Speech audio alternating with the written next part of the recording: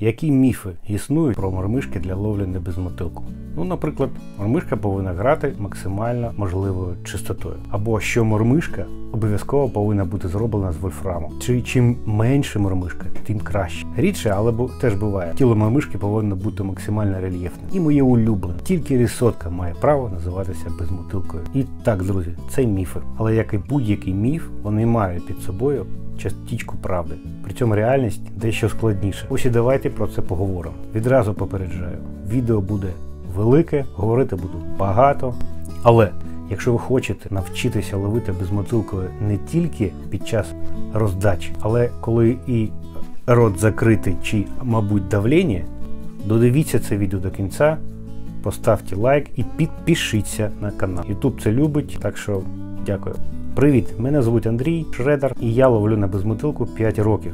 Я про це вже казав в відосі, чому це важливо, подивіться, там цікаво. Тож повертаємося до безмотильних мормишок. Сьогодні я не буду розповідати про мої топ-5 чи топ-10 улюблених мормишок. Я про це вже сказав все, що хотів, теж подивіться, там теж цікаво. Сьогодні ж ми поговоримо про те, які характеристики мормишок важливі і мають значення для успішної ловлі на безмотилку і чому. Розмір. Є такий стереотип, що чим менша мормишка, тим краще. Але це не так. Часто буває, особливо коли риба більш-менш активна, що саме велика і об'ємна мормишка більше подобається рибі, аніж маленька. Чому?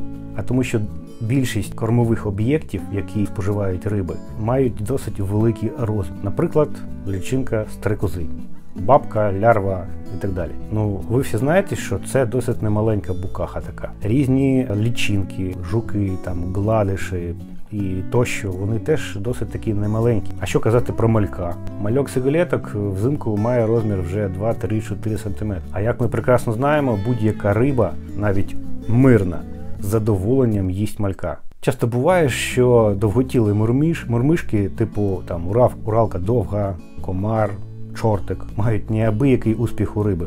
Звісно, якщо мормишка має значні розміри, то ніякого вольфраму. Вона має бути зроблена або зі свинця, або з олова, або навіть з латуні чи міді.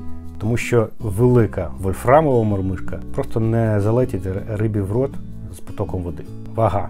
Один з найпоширеніших стереотипів, що мормишка повинна мати найменшу вагу. Я би сказав, що це актуально лише коли риба максимально малоактивна, і то не завжди. Не дуже активна риба, вона не хапає здобич, вона затягує її потоком води. І якщо вага мормишки буде завелика, то цей трюк не вдасться. І ми будемо мати лише невеличкий збій в роботі кивка, і такий, знаєте, постійний по зубах. І, на мій погляд, лише в таких випадках треба переходити на мормишки мінімальної ваги. Коли ж риба більш-менш активна, то вона хапає будь-які мормишки, затягує їх більш активно і хапає.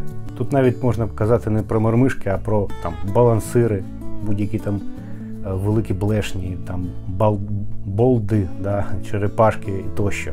Вони великі, вони важкі, але при цьому окуні їх хапають тільки так. Матеріал. На моє глибоке переконання, вольфрам це взагалі не панацея, і в більшості випадків вигравати буде свинець. Але вольфрам має сенс, коли треба мати важку мормишку мінімального розміру. Тобто або крихітну для максимально в'ялої риби на невеликій глибині, або більш велику для значної глибини та або течії. Тут треба думати, що використовувати в кожному конкретному випадку. Але, чесно кажучи, я зазвичай успішно ловлю свинцем, навіть на значної глибині. І для мене немає проблеми почекати, коли вона опуститься на ту глибину. Окрім випадків, коли є помітна течія. Ось тут вже вольфрам може бути необхідним. Бувають ще випадки, коли риба активно клює на глибині, такий значний 6-8 метрів. І тут вже якась така вольфрамова креветка, німфоуралка або коза вагою 0,6, 0,7, 0,8 грамів, яка швидко тоне, буде досить доречною, щоб не втрачати часу щоб почекати, коли вона туди опуститься, коли риба активно клює. Але, як ви вже зрозуміли, я не фанат вольфраму, я фанат свинцю, і вольфрам в мене в коробках займає дуже-дуже невеличку частину. Що стосується вольфраму, тут особняком стоять лісотки. Вони зроблені з вольфрамового дроту і не мають монолітної структури, як свинцеві або точені вольфрамові. Тобто в них є порожнини. Тож при приблизно однакових розмірах зі свинцевими мормишками вони мають лише невелику перевагу по вазі. Я про це навіть проводив маленький експеримент. Подивіться, це цікаво. І ще хотів сказати пару слів про приманки, які я називаю мухомормишки. Хоча інші виробники їх гордо кличуть вольфрамовими мормишками. Це ось такі штуки, щоб ви розуміли, про що я. По суті, це взагалі не мормишка. Давайте так, це не мормишка, це нахлистова муха, яка обтяжена вольфрамовою кулькою. Тіло цих мух робиться з ніток, там, бісеру, чого ще, там, лаку. Тобто, по суті, всі переваги вольфрамового тіла йдуть під 3 чорти. Але ці приманки мають своїх шанувальників, які їх вперто називають мормишками. Без проблем. Частота та амплітуда коливань. Нагадаю, частота – це кількість рухів в єдиницю часу, а амплітуда – це відстань рухів. Абсолютно точно скажу, що максимально велика частота та амплітуда потрібні, так званий дроч, потрібен досить таки нечасто. Я навіть більше скажу, в моєму досвіді дуже часто, і окунь в тому числі, і плітка, і густера, будь-яка риба клює на простий, плавний, монотонний підйом. Взагалі без гри, без коливань, без нічого. Просто підйом від дна до поверхні. Частіше за все я таку проводку використовую влітку, але і взимку теж вона часто працює. І в мене в відосах це видно і в літніх, і в зимніх така проводка. Тобто ти просто її підіймаєш і от вона в рухі клює. Але, звісно, іноді, особливо окуню, потрібно, щоб проводка була швидка-швидка. Тобто така максимально швидка. Я не можу з цим сперечатися, це дійсно правда. Чесно кажучи, в мене в більшості випадків 90% краще і по плітці, і по плоскирці, і по окуню. Краще всього працює така, знаєте, середня проводка, середня частота, середня амплітуда. Це ж ви можете прекрасно побачити у мене в відосах. Як рухи мормишки відчуваються рибою. Чи, як сказав один з моїх добрих знайомих, Максимус, привіт, як мормишка штовхає воду. Мені дуже подобається це формулювання, воно досить точне. Всі ми знаємо, що у риби є такий орган, як бічна лінія. Давайте цитата з Вікі. Бічна лінія – орган чуття у риб, який сприймає рухи і вібрації навколишнього середовища. Це означає, що риби відчувають тілом все, що відбувається навкруги. Кажуть, що вони відчувають навіть, як одна личинка мотиля ворушиться там в іллі чи там гамарус десь в корчах шевеляться. Тобто ось саме ці вібрації – це перше, що відчуває риба, коли ви починаєте грати. І саме на них вона збирається з навколишнього середовища. Часто ж таке буває. Опускаєш холод чи камеру, а там нічого нема. Пусто, риби нема. Починаєш грати, і окуні збігаються з різних боків, ось так от. От вони збираються саме на ці хвилі, які мормишка запускає навкруги. І тому так важливо, щоб мормишка видавала простір, саме такі вібрації, які приваблюють рибу саме сьогодні. Тому форма мормишки, вона важлива. Риба відчуває різницю між мурахою і уралкою, лісоткою чи крапелькою. І саме тому іноді такі підвіски, як кубик, який кубик в природі. Але він приваблює рибу. Чому? Тому що його пласкі грані активно пускають у ту волну, то штовхають воду. І це приваблює рибу. Кількість гачків. Як це не дивно, але це теж важливе питання. Гачків, окрім одного, може бути 2, це мормишка коза, може бути 3, чорт, може бути навіть 4. Їх називають ще й відьма.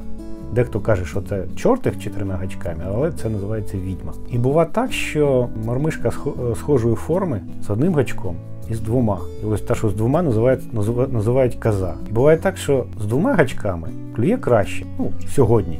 Завтра може і не так бути, а от сьогодні буває так. На козу клює краще. Чому? Я не знаю. Дехто вважає, що тому що там міняється гра. Можливо. Але, як на мене, знову ж таки, тут працює така штука, як штовхання води. Тобто 2 гачка, вони штовхають воду по-іншому. Рибі здається, можливо, що то там лапки якісь чи вусики якоїсь камахи, і їй це становиться цікаво. Якість гачків. Можливо, скажу банальну річ, але це не всі розуміють. Але, друзі, гачки повинні бути якісні. Навіть якщо це не Японія, а Корея, наприклад. Вони повинні бути якісні, не просто гострі. Гострий гачок може бути гострим до першої риби, а потім він стане тупий. Навіть уловиста мормишка, яка має не дуже якісний гачок, швидко стане неуловистою, бо гачок буде або не просікати, або не засікати, або просто буде розгинатись. Підвіски. Моя улюблена тема. Ви, мабуть, помітили, що я практично завжди ловлю мормишками з якимось бісером чи кубиками. Правда, це не стосується лісоток чи чортиків. Серйозно, друзі, не треба бус на чортах. На чортах вони не потрібні. Зупиніться. Ці одоробли, які продають в магазинах, я не знаю, хто їх робить, там китайці чи хто, це лайно собаче. Не купуйте їх. Якщо не можете купити мої, то зробіть самі, в кінці кінців. Воно того варте. Ось як виглядає нормальний, правильний чортик. Тут і, крім того, що чортик повинен бути голим, практично завжди. Він прекрасно ловить без всяких бус, коронок, точок, тощо. Просто чорний, або там зелений, або хоч красний. Але чортик повинен бути чистим. І дуже важливо, як на мене, це правильний гачок. Тобто він повинен якось, гармонійно на ньому виглядати. Тобто, коли на великому чортику маленькі гачки, це якийсь позор. А потім люди кажуть, що з чортів багато сходів. Не знаю, у мене з чортиків сходів мало. Тому що в мене завжди гачок досить такий великий, міцний, з нормальною бородою. І сходи з них можуть бути тільки коли риба при заході в лунку чіпляється гачком, який стирчить збоку, третім, чіпляється за лід. Тоді можуть бути сходи. Добре, хвилинка бомбалейлу закінчилася. Продовжимо про мормишки. Спочатку давайте поговоримо про різнокольоровий скляний бісер та кульки пластикові. Є така думка, що бісер на гачку якось стабілізує гри мормишки. Тобто робить гру більш м'якою чи контрольованою, якось так. Можливо і так, але як на мене, головна його роль – це така собі кольорова та рухома точка атаки. Крім того, під час гри вони штовхають воду та роблять звуковий ефект. Окрема тема – скляні кубики, металеві кульки, диско-кульки, дзвіночки тощо. Це теж досить уловісті підвіси. Вони приваблюють рибу і кольором, і цікавим штовханням води, і звуковими ефектами, та металевим блиском. Звукові ефекти. Я про це вже трішки вище казав. Як на мене, про це мало хто думає, але це досить таки важливо. Важкенькі латунні кульки чи скляні кубики, і все таке подібне, вони створюють такий, помітний стукіт. Це можна самому почути, якщо потрясти мормишку біля вуха. Певен, що ці звуки в воді досить таки далеко поширюються та на рівні з вібраціями тіла приваблюють рибу здалека. Колір тіла та підвісок. Достеменно відомо, що риби відрізняють кольори. Так, вони бачать їх не так, як ми, та ще й з глибиною кольори змінюються. Але те, що риба реагує на колір підвіски, це 100%. Абсолютно безперечно. Колір підвіса – це дуже важливий фактор успіху риболовлі на безмотилку. Сьогодні зранку буде працювати жовтий, вдень помаранчевий, а завтра білий чи коньяк, чи зелений. Або взагалі кожна конкретна риба в стаї може реагувати сьогодні і зараз на якийсь свій колір. У мене були такі риболовлі, коли сидиш на таї плотви, по одній рибі ти витягуєш її на різні мормишки. Тобто ставиш одну мормишку, ловиш рибу. Далі ти її трясеш, не клює. Ставиш іншу, ловиш рибу. І отак от перебираєш коробку і в ітогі маєш гарну улов. А люди, у яких стоїть там одна лісотка чи мурашка, вони не ловлять, у них не бере, рот закритий. Можна, звісно, розмальовувати і тіло мормишки, малювати на них крапочки, цяточки, трічечки, все що завгодно. Але, як на мене, колір приманки краще задавати саме бісером. Тобто у тебе є набор чорних мормих, але на одній стоїть жовтий, на другій оранжевий, зелений, коньяк, білий. І ти, маючи, в принципі, однакові мормишки, але з різним бісером, різного кольору, можеш підібрати ключик саме на сьогодні. Якщо мати з собою на риболовлі 1 чи 2 кольори всього-навсього, то можна взагалі залишитися без улову. Так що, друзі, експерименти – це наше все.